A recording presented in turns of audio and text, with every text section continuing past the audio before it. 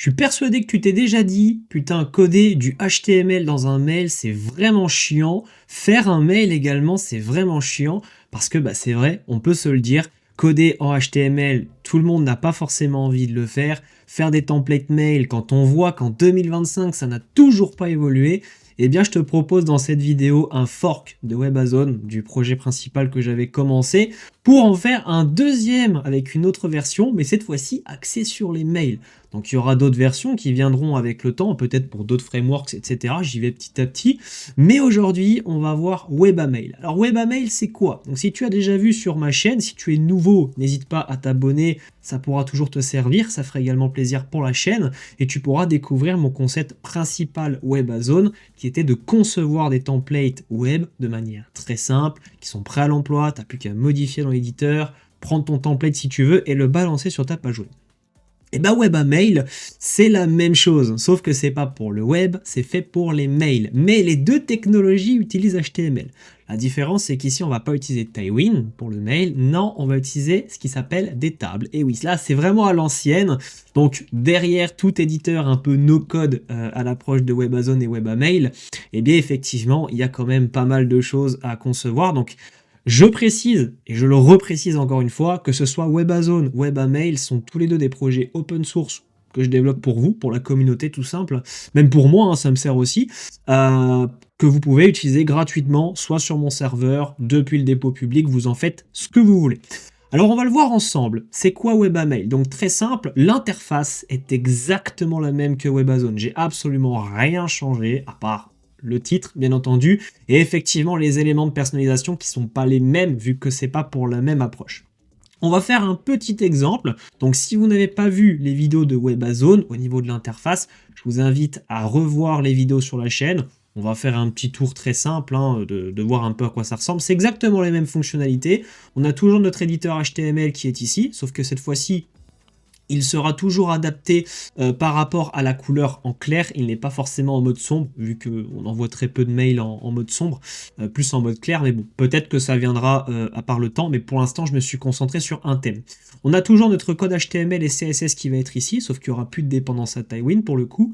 On a toujours nos onglets de présentation template, si jamais vous voulez naviguer sur le site, et nos onglets de personnalisation. Donc je vais faire un exemple en live avec vous, supposons qu'on veut construire un mail. Donc, j'ai fait des choses différemment cette fois-ci, plutôt que d'avoir du contenu préconfiguré. Vous avez aussi une section contenu qui va comporter des contenus basiques, des titres, des sous-titres, des paragraphes, des boutons que j'ai déjà conçus de base aussi, mais qui vont vous permettre de construire votre mail petit à petit si vous voulez faire un truc plus simple ou plus poussé.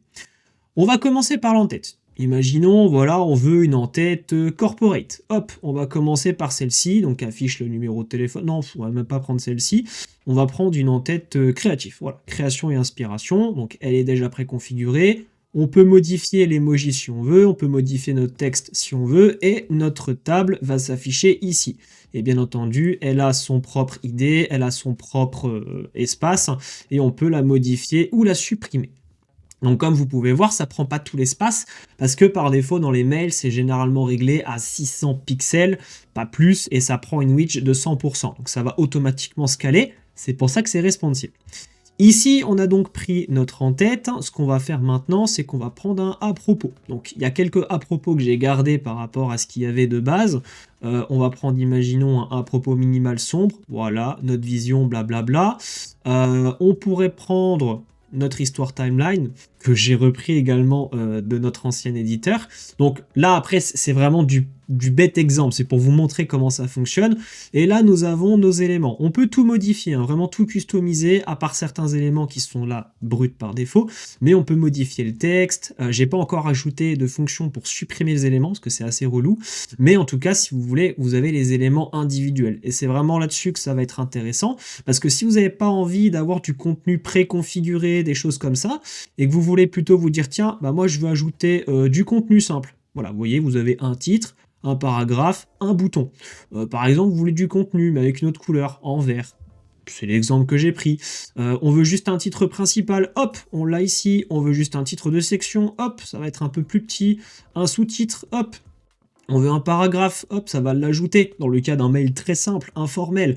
Principalement, si vous avez une application qui tourne sous Next.js, Laravel, etc., plein d'autres, et que vous faites des personnalisations à l'intérieur de votre code, ça peut vous servir pour faire un envoi de mail depuis la base de données ou autre.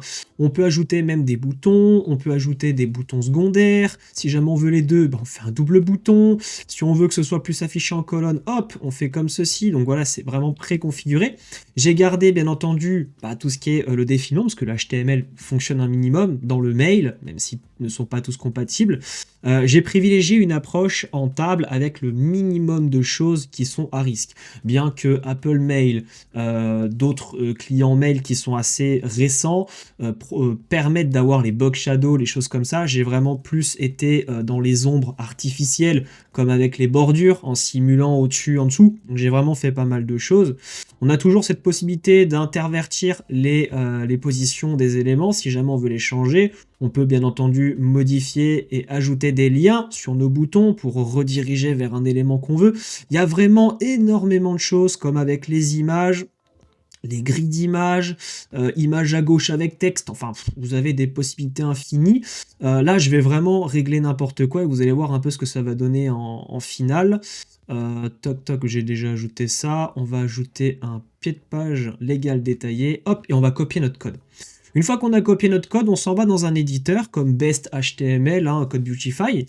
On le copie et hop, voici le résultat. Donc par défaut, c'est responsive. Comme vous pouvez voir, certains éléments peuvent être un petit peu plus compressés parce que vu qu'il y a 2 colonnes, mais la majorité des éléments sont responsives en tout cas. Et là, vous voyez, en quelques secondes, quelques minutes pour être honnête, on a déjà notre template mail qui est là. Alors, on n'a rien configuré, on n'a pas mis d'image, on n'a rien mis. Je rappelle quand même que en dehors, comme un site web, vous devez vous-même incorporer vos images. Webamail, c'est comme Webazone, c'est de la conception de visuel, c'est pas de la conception back-end ou quoi que ce soit. Vous devez vous-même ajouter vos folders d'images. Moi, mon rôle dans ce logiciel, c'est plutôt de vous faciliter la conception. Une fois qu'il est là, hop, vous pouvez le concevoir. Si vous avez des clients mail comme par exemple Mailjet ou autres qui vous permettent de faire des tests, j'ai essayé, ça fonctionne extrêmement bien. Donc vous pouvez vraiment utiliser le design comme vous voulez et ensuite le configurer comme bon vous le semble. J'espère en tout cas que ce petit outil te sera vraiment intéressant pour que ce soit Webazone, la partie front-end, et Webamail pour la partie mail. Ça peut aussi te montrer un petit peu l'approche différente qu'il y a entre les deux, parce que c'est pas du tout le même code. Il y en a un, c'est plus avec Tailwind, le CDN, des composants qui vont être responsives, et ici c'est plutôt à base de table. Au moins tu verras un petit peu la galère que c'est derrière. Et c'était surtout pour répondre aussi à une vidéo, parce que comme tout le monde, effectivement oui, je scrolle aussi sur YouTube, pas qu'en tant que youtubeur, et je suis tombé sur une vidéo de Vincent Code, qui est un youtubeur un peu plus évolué au niveau du design front-end depuis un peu plus de 10 ans, qui m'a donné cette idée en fait dans un short où je l'ai entendu parler de dire « Ah ouais, mais c'est relou de faire fuyer pauvre fou ». Ça m'a fait rire et je me suis dit « Bah ouais, c'est vrai que je devrais peut-être essayer d'en faire un ». Et donc du coup, le voici. Il est un peu encore en version expérimentale. Il y a également la section template qui n'est pas encore finalisée. Vous voyez, par exemple, si on va prévisualiser celui-ci, on a quelques petits éléments, on peut le télécharger et même l'éditer dans le builder. Vous voyez, hop, si on fait charger, ça va remplacer. On peut l'éditer comme on veut, on peut recopier, on peut faire exactement ce qu'on veut. C'est exactement la même chose que Webazone. Si cette vidéo t'a plu, n'hésite pas à me le faire savoir dans les commentaires, à lâcher un pouce bleu, à t'abonner, ça me ferait également plaisir. Et on se retrouve prochainement sur ce bye bye.